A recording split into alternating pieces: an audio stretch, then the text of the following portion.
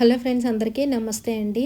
మరికొన్ని రోజుల్లో మనకి తొలి ఏకాదశి అయితే రాబోతుంది కదండి. ఈ తొలి ఏకాదశి రోజు నాడు మనము ఎవరిని పూజించాలి, ఏమేమి నైవేద్యాలు పెట్టాలి, అలానే ఉపవాసం ఉండాలా, జాగరణ చేయాలా అన్నది అన్నీ కూడా ఈ వీడియోలో మీకు షేర్ చేయబోతున్నానండి. అయితే ముందుగా తెలుసుకోవాల్సింది, ఈ ఆషాఢ మాసంలో వచ్చేటటువంటి ఏకాదశిని తొలి ఏకాదశి అని అంటారండి.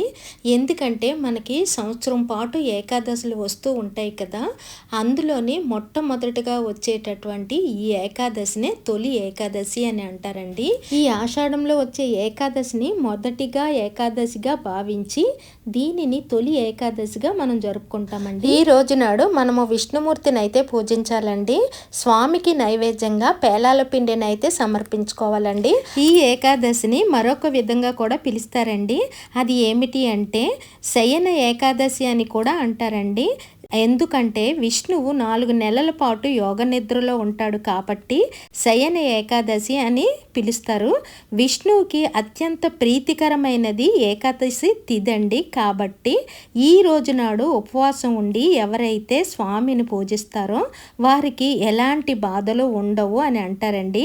అంతేకాదండి, ఆ విష్ణుమూర్తి అనుగ్రహం మన మీద పూర్తిగా ఉంటుందని కూడా అంటారండి. ఈ తొలి ఏకాదశి రోజు నాడు నిద్రించిన ఆ విష్ణుమూర్తి మళ్ళీ కార్తీక శుద్ధ ఏకాదశి రోజు నాడు మేల్కొంటాడని పురాణాలు అయితే చెబుతున్నాయండి. అయితే ఫ్రెండ్స్, ఇక్కడ నేను పూజని ఎలా చేసుకోవాలి అన్నది ఇక్కడ మీకు చూపించబోతున్నానండి. అయితే ముందు రోజునాడే మనము ఇల్లంతా కూడా శుభ్రపరచుకొని ఇంటి గుమ్మాలకి అది పసుపు రాసి బొట్లు పెట్టి చక్కగా ముంగిట్లో ముగ్గునైతే వేసుకోవాలండి. ఎందుకంటే లక్ష్మీనారాయణులు శుభ్రం లేని చోట అసలు ఉండరు అని అంటారండి. అయితే ఫ్రెండ్స్, ఈ ఏకాదశి రోజు నాడు ఉపవాసం ఉంటే చాలా మంచిదండి. ఉపవాసం ఉండలేని వాళ్ళు పాలు పళ్ళు ఇలాంటివి ఏవైనా తీసుకోవచ్చండి. అలాగా కూడా ఉండలేము అనుకున్న వాళ్ళు, అంటే మందులు అవి వేసుకోవాలి అనుకున్న వాళ్ళు ఎవరైనా సరే రవ్వతో చేసిన పలహారం ఏదైనా సరే తీసుకోవచ్చునండి. అంటే రవ్వ కేసరి కానీ రవ్వ ఉప్మా కానీ ఇలాంటివి ఏవైనా తినవచ్చును. అన్నం మాత్రం తినకూడదండి ఏకాదశి తిథి రోజు నాడు. ఎందుకంటే అది కూడా మీకు క్లియర్గా చెప్తానండి. ఇప్పుడు మనం ఇల్లంతా కూడా ఇలా అందంగా అలంకరించేసుకున్న తర్వాత స్వామివారికి నైవేద్యం అయితే పెట్టాలి కదండి. ఈ ఏకాదశి రోజు నాడు స్వామికి పేలాల పిండిని పెట్టాలి అన్నాను కదండి. అది ఎలా చేసుకోవాలన్నది కూడా ఇక్కడ మీకు చూపిస్తున్నానండి. ముందుగా కొద్దిగా బాండీలో నెయ్యి వేసుకుని మొక్కజొన్న గింజలను వేసుకుని ఒకసారి వేయించేసుకుని ఆ తర్వాత మూత పెట్టేసి ఉంచేస్తే ఈ మాదిరిగా పువ్వుల్లాగా వచ్చేస్తాయండి. వీటిని కాస్త ఒకసారి కలిపేసుకుని దానిని కాస్త చల్లారిన తర్వాత ఇవి కాస్త మిక్సీలో వేసుకుని పిండి చేసుకోవాలి. ఒకసారి మిక్సీ పట్టేసిన తర్వాత అందులో 2 యాలక్కాయలు కొద్దిగా బెల్లం వేసేసి మరొకసారి మిక్సీ పట్టేసుకొని పిండిలా చేసేసుకోవాలండి. ఆ తర్వాత దీన్ని పక్కన పెట్టేసుకొని ఏకాదశి తిథి అంటే స్వామివారికి చాలా ఇష్టం కాబట్టి మీకు శక్తి ఉంటే పిండి దీపాలని రెడీ చేసుకోండి. పిండి దీపాలు చేసుకోలేము అనుకుంటే మామూలుగా దీపాలు కూడా పెట్టుకుని మనం స్వామివారికి పూజనైతే చేసుకోవచ్చండి. నేనైతే ఏకాదశి తిథి అంటేనే చాలా ముఖ్యమైనది కాబట్టి ఇక్కడ పిండి దీపాలని పెట్టుకుంటే మంచిది అని ఇక్కడ నేను పిండిని కూడా కలుపుతున్నానండి. ఏకాదశి తిథి రోజు నాడు మనం 7 ప్రమిదల కింద ఈ పిండి చలిమిడి ముద్దతో పిండిని కలిపి దీపాలని చేసామంటే స్వామివారికి చాలా సంతోషంగా ఉంటుందండి. అందుకనే నేను ఇలా పిండిని కూడా కలిపేసి మీకు చూపిస్తున్నాను. అయితే ఫ్రెండ్స్, మనం ఎక్కడైతే పూజను చేసుకుంటామో అక్కడ శుభ్రపరచుకొని చక్కగా పద్మ ముగ్గు అది వేసుకొని స్వామివారి పీఠంకి అయితే రెడీ చేసుకోవాలండి. అయితే పీఠం పెట్టుకోము అనుకున్న వాళ్ళు పూజా మందిరంలో కూడా చేసుకోవచ్చండి. ఫ్రెండ్స్, మనము ఏకాదశి రోజు నాడు ఉపవాసం ఉంటాం కదండి. అయితే ఉపవాసం అన్నది ఎప్పుడు విరమించుకోవాలి అంటే మరుసటి రోజు నాడు ద్వాదశి గడియలలో మనం ఉపవాసాన్ని అయితే విరమించుకోవాలండి. ఈ రోజు నాడు స్వామికి నైవేద్యంగా జొన్న పేలాల పిండితో నైవేద్యం అయితే పెడతాం కదండి. స్వామికి నైవేద్యంగా పెట్టేసి మనం ప్రసాదంగా స్వీకరించి ఆ జొన్న పేలాల పిండిని ఎవరికైనా పంచితే విష్ణు లోకంలో మనకి నివసించే అవకాశం లభిస్తుంది అని అంటారండి. అందుకని ఈ ప్రసాదాన్ని అందరికీ పంచాలండి. అయితే మనం ఇక్కడ ఇలా పీఠం పెట్టుకున్న తర్వాత ఆ పీఠం మీద కాస్త బియ్యం వేసి విష్ణుమూర్తి ఫోటోని, అంటే విష్ణుమూర్తి లక్ష్మీదేవి ఇద్దరు కలిసి ఉండేటటువంటి ఫోటోని తీసుకుని ఆ ఫోటోకి గంధంతో కుంకుమతో బొట్లు పెట్టి చక్కగా అలంకరణ చేసుకొని తప్పనిసరిగా తులసి మాల కానీ తులసి దళాలు అక్షంతలతో కానీ స్వామిని అయితే పూజించుకోవాలండి. ఇక్కడ అలంకరణ అన్నది మన ఇష్టం అండి. అయితే ఫ్రెండ్స్, మనం ప్రతి ఏకాదశి రోజు నాడు స్వామివారికి ఏదో ఒకటి నైవేద్యంగా ప్రసాదాలు అవి చేస్తూ ఉంటాం కదండి. అంటే పులిహోర, దద్దోజనము, చక్కెర పొంగలి ఇలాగైతే చేస్తాం కదండి. అయితే ఈ తొలి ఏకాదశి రోజు నాడు మాత్రము మనము తప్పనిసరిగా జొన్న పేలాల పిండిని మాత్రమే పెట్టాలండి. అయితే ఇలా అలంకరణ చేసుకున్న తర్వాత మీ దగ్గర చిన్న విగ్రహాలు ఏమైనా ఉంటే లక్ష్మీనారాయణవి దగ్గర ఉంచుకోవచ్చండి. వెంకటేశ్వర స్వామిది కానీ రాముడిది కానీ ఇలా మీ దగ్గర ఏమున్నా సరే పెట్టుకోవచ్చండి. ఎందుకంటే మనము అష్టోత్తరాలు అవి చదువుకుంటూ స్వామివారిని అయితే పూజిస్తాం కదా.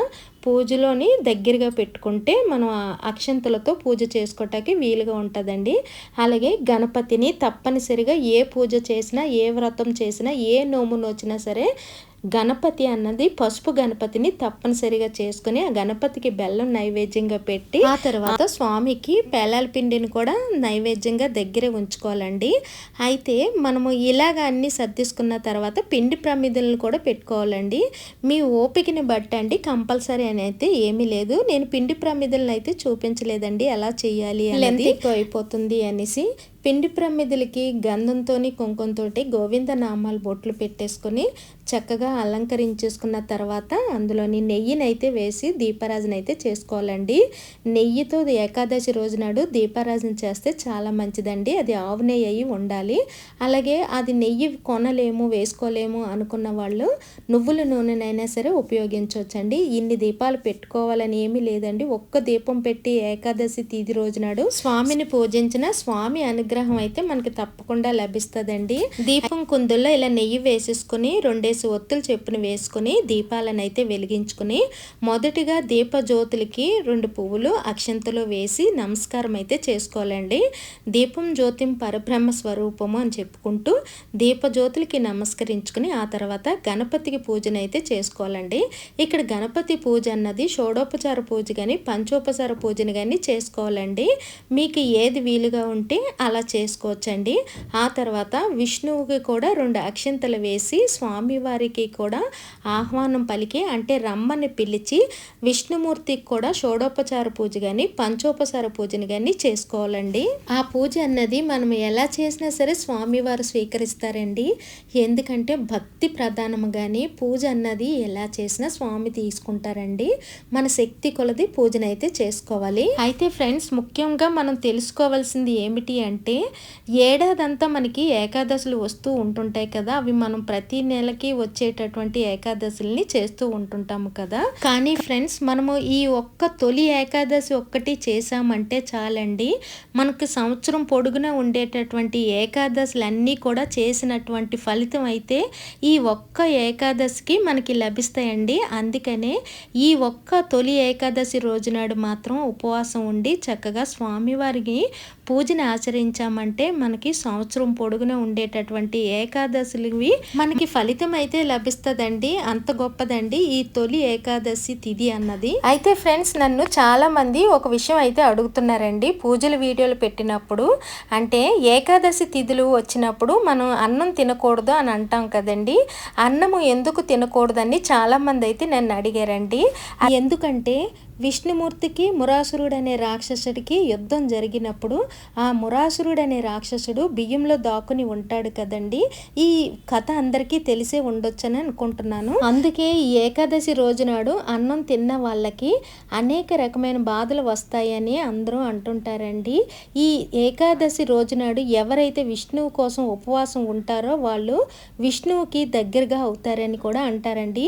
ఈ రోజు నాడు విష్ణు పారాయణ, విష్ణు స్తోత్రాలు, విష్ణు సహస్రనామాలు, ఇలాగ గోవింద నామాలు, విష్ణువుకి సంబంధించినవి, గోవిందుడికి సంబంధించినవన్నీ కూడా పారాయణం చేసుకుంటే స్వామివారి అనుగ్రహం అయితే మనకి తప్పకుండా లభిస్తుందండి.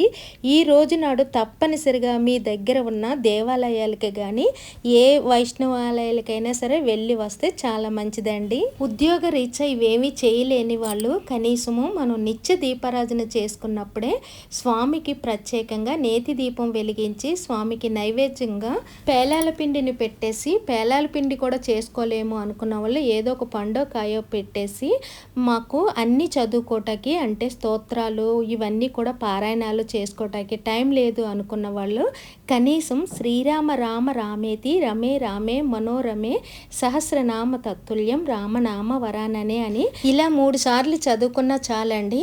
విష్ణు పారాయణం చేసినంత పుణ్యం అయితే వస్తుందండి. అయితే ఫ్రెండ్స్, ఇప్పుడు మనము స్వామికి ధూప దీప నైవేద్యాలతో విష్ణు అష్టోత్తరాలతో స్వామిని పూజించుకున్న తర్వాత కొబ్బరికాయను కొట్టేసి ఆ తర్వాత స్వామి స్తోత్రాలని చదువుకొని చక్కగా మనకి వీలుని బట్టి మన టైంను బట్టి ఎంతవరకు చేసుకోగలమో అన్నీ గోవిందనామాలు ఇలాంటివన్నీ విష్ణు సహస్రనామాలు అన్నీ చదివేసుకున్న తర్వాత పూజనైతే మనం ముగించుకోవచ్చండి.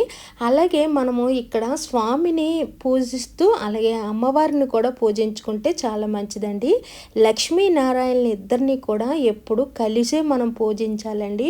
ఎప్పుడు ఒకళ్ళని పూజించి మరొకరిని వదిలేయకూడదు. వీలు కుదిరితే మనము ఆ లక్ష్మీనారాయణ ఇద్దరికీ కూడా పూజ చేసుకుంటే సరిపోతుంది. మనం ఎక్కువగా ఏమి చేసే అక్కర్లేదండి. లక్ష్మీదేవికి లక్ష్మీ అష్టోత్తరాలు చదువుకుంటూ పూజ చేసుకుంటే సరిపోతుంది. ఇలా చివరిగా పూజ అంతా అయిపోయిన తర్వాత మంగళహారతిని ఇచ్చేసి ఇంట్లో వాళ్ళందరము కూడా చక్కగా ఈ హారతిని తీసుకోవాలండి. అలాగే మనము కూడా తీసేసుకొని చివరిగా పూజనైతే ముగించుకోవాలండి.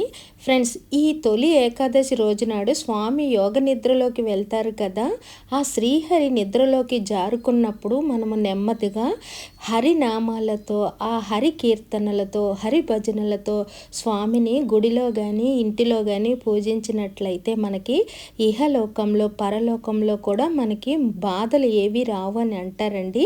ఆ శ్రీహరిని మనము మనసు పెట్టి పూజించాము అంటే చాలండి, మరి మన కన్నీళ్ళు ఆగవు. అంత ప్రేమ స్వామిపై మనకి ఏర్పడిపోతుందండి. అదే కదా భక్తి అంటే. ఫ్రెండ్స్, ఈ తొలి ఏకాదశి రోజు నాడు అత్యంత ప్రీతికరమైనది ఉపవాసము జాగరణ కదండి. ఉపవాసం అన్నది మన శక్తి కొలది చేసుకుంటాము. అలాగే జాగరణ కూడా మనము ఎంతవరకు చేసుకోగలిగితే అంత మంచిదండి. జాగరణ అన్నది మన ఇష్టాన్ని బట్టి ఉంటుందండి. ఫ్రెండ్స్, మానవ జీవితంలో ఎన్నో కష్టాలు, ఎన్నో నష్టాలు, ఎన్నో దుఃఖాలు, ఎన్నో బాధలు ఇలాంటివన్నీ కూడా ఎదురొస్తూ ఉంటుంటాయి కదా. అవన్నీ పోవాలి అంటే మనం శరణు కోరుకోవాల్సింది ఒక్క శ్రీహరిని మాత్రమేనండి. శ్రీహరిని వేడుకున్నాము అంటే మన కష్టాలన్నీ కూడా తొలగిపోతాయి అని అంటారండి. ఎలాంటి కష్ట నష్టాలు కలిగినా సరే స్వామి చూసుకుంటాడులే అనుకుంటూ ముందుకు వెళ్ళిపోండి ఫ్రెండ్స్. మనసు పెట్టి స్వామిని పూజించే వాళ్ళకి స్వామి తన వెంటే ఉంటాడండి. మనకి తప్పనిసరిగా నిదర్శన అయితే కనబడుతుందండి. మీరు కూడా ఈ తొలి ఏకాదశి రోజు నాడు అందరూ కూడా భక్తి శ్రద్ధలతో స్వామిని పూజించుకొని వివిధ స్తోత్రాలని మీ శక్తి కొలది చదువుకొని వీలు కుదిరితే గుడికి వెళ్ళి స్వామిని అర్చించుకోండి ఫ్రెండ్స్. తొలి ఏకాదశి పూజ విధానం అంతా కూడా మీకు అర్థమయ్యే ఉంటుంది అని అనుకుంటున్నానండి. నా సబ్స్క్రైబర్స్ అందరికీ కూడా తొలి ఏకాదశి శుభాకాంక్షలు అండి. అండ్ కొత్తగా చూసే వాళ్ళు ఎవరైనా ఉంటే నా ఛానల్ సబ్స్క్రైబ్ చేసుకుని వీడియో నచ్చితే లైక్ చేసి షేర్ చేయండి ఫ్రెండ్స్. నా సబ్స్క్రైబర్స్ అందరూ కూడా వీడియోని లైక్ చేయండి ఫ్రెండ్స్.